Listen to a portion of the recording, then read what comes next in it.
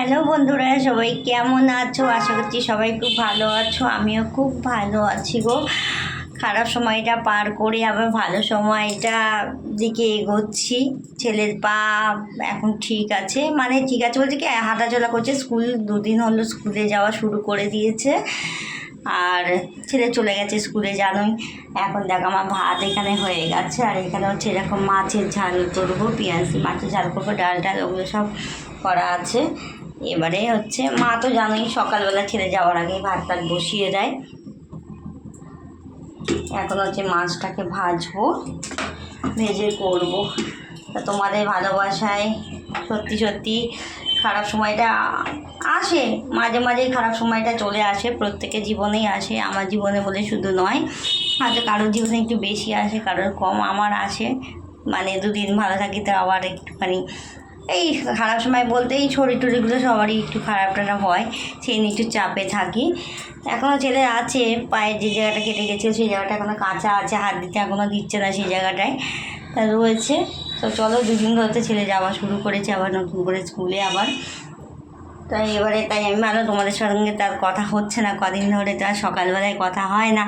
তো সেই জন্যই আজকে আবার চলো আবার ভিডিওটা স্টার্ট করলাম। রান্নাঘরে ঢুকেই রান্নাবান্না করব, করে শেষ করতে হবে তাড়াতাড়ি করে বাড়ি কিছু কাজকর্ম করবো টরবো।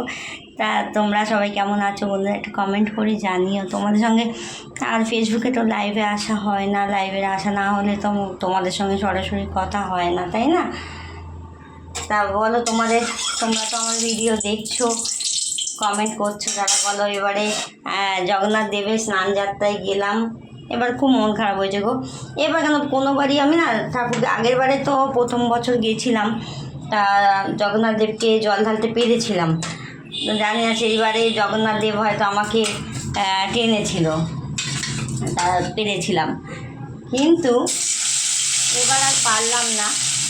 কারণ ছেলে হচ্ছে স্কুলে বেরোবে, ছেলে বেরোতে গেছে 8:10-15 হয়, ছেলে স্কুলে বেরোবে।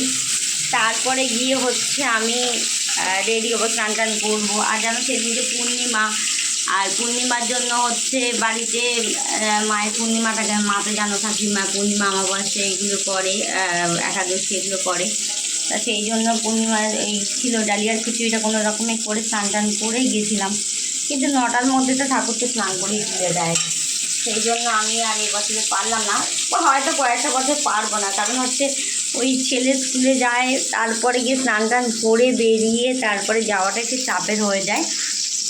তা যাই হোক, ঠাকুরের কাছে গেছি, ঠাকুরকে পুজো দিয়েছি, ছিলাম পুরো পুজোটাতেই ছিলাম। তোমরা দেখেছো, ভিডিওটা শেয়ার করেছি।